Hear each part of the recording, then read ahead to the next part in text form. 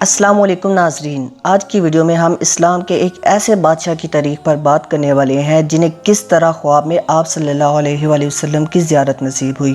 Video پوری دیکھے گا کیونکہ سکپ کرنے سے ہو سکتا ہے آپ کو پوری معلومات نہ مل سکے۔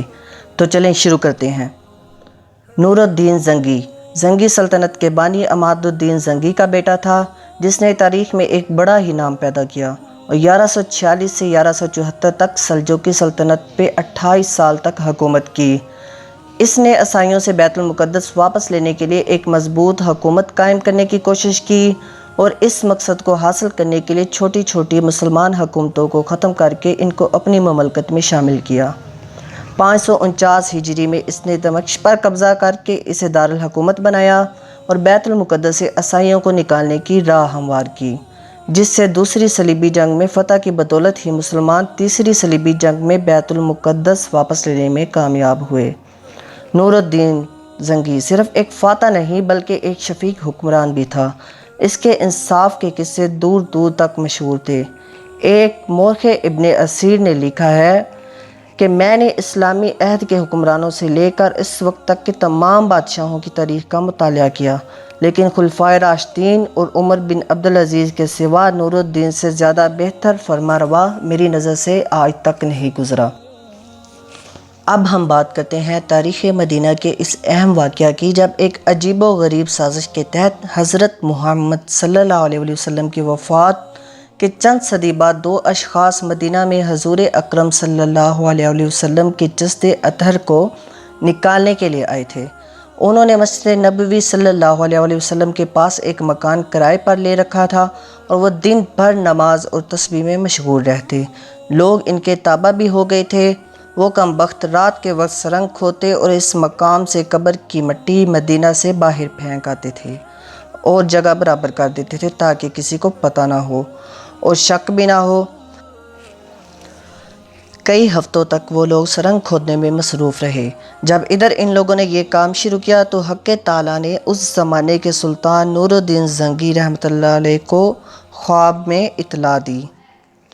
اس سلطان نے خواب میں حضور پاک صلی اللہ علیہ وسلم کی زیارت کی اور دیکھا کہ آپ صلی اللہ علیہ وسلم کے چہرے عطر پر غم کے اثر ہیں، اور آپ صلی اللہ علیہ وسلم اس بادشاہ کا نام لے کر فرمایا کہ مجھے ان دو اشخاص نے بہت پریشانی دے رکھی ہے، جلد از جلد مجھے ان سے نجات دو۔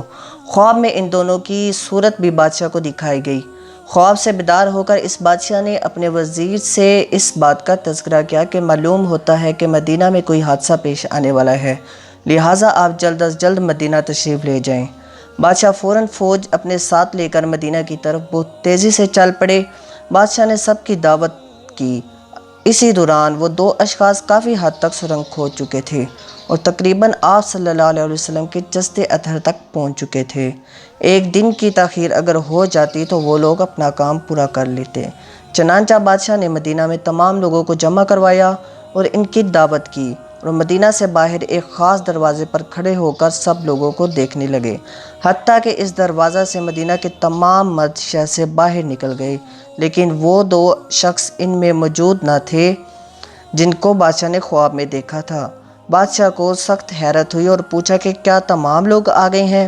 لوگوں نے کہا اب کوئی اندر نہیں رہا، سوائے دو زاہد متقی پرہیزگار اندر رہ گئے ہیں، جو نہ کسی سے کچھ لیتے ہیں اور نہ ہی کسی کی دعوت پہ جاتے ہیں اور نہ ہی کسی سے ملتے ہیں۔ بادشاہ نے کہا مجھے انہی سے ہی تو کام ہے۔ آخرکار وہ دو چور پکڑے گئے۔ جب انہیں بادشاہ کے سامنے لایا گیا تو وہ وہی دو صورتیں تھیں جو بادشاہ نے خواب میں دیکھی تھیں۔ بادشاہ نے فوراً پہچان لیا اور انہیں قید کر دیا۔ جب پوچھا گیا کہ تم نے حضور صلی اللہ علیہ وسلم کو کون سی ایذا پہنچائی ہے تو کافی پوچھنے کے بعد انہوں نے اقرار کیا کہ ہم نے حضور صلی اللہ علیہ وسلم کے جسد اطہر کو نکالنے کے لیے سرنگ کھودی ہے۔ جب بادشاہ نے دیکھا تو پتہ چلا کہ سرنگ آپ صلی اللہ علیہ وسلم کے قدم مبارک تک پہنچ چکی تھی۔ بادشاہ نے آپ صلی اللہ علیہ وآلہ وسلم کے قدم مبارک کو بوسہ دیا اور سرنگ بند کروا دی گئی، اور اس کے بعد بادشاہ نے آپ صلی اللہ علیہ وسلم کی قبر مبارک کے چاروں طرف زمین کو پانی کی تہہ تک کھدوا کر اس میں سیسا پگھلا کر بھر دیا تاکہ آئندہ کوئی سرنگ نہ بنا سکے، اور یہ بادشاہ کوئی اور نہیں بلکہ نور الدین زنگی تھا۔ اس واقعہ سے ثابت ہوا ہے کہ مخالفین کو بھی آپ صلی اللہ علیہ وسلم کے جسد اطہر کے صحیح سلامت ہونے کا پختہ یقین ہے۔ اسی لیے کئی صدیوں کے بعد بھی آپ صلی اللہ علیہ وآلہ وسلم کے جسد اطہر کو نکالنے کی کوشش کی گئی، کیونکہ اگر ان کافروں کو یقین نہ ہوتا تو وہ سرنگ کیوں لگاتے؟ صرف وہم کی وجہ سے وہ اتنا مشکل کام کیوں سر انجام دیتے؟ یہ وہ لوگ تھے جو اہل کتاب تھے اور یقین رکھتے ہیں کہ نبی صلی اللہ علیہ وسلم کے جسم کو زمین نہیں کھا سکتی۔ وہ خوب جانتے ہیں کہ نبی کریم صلی اللہ علیہ وسلم برحق تھے، بوجہ مذاہب اقرار نہیں کر سکتے۔ شکریہ۔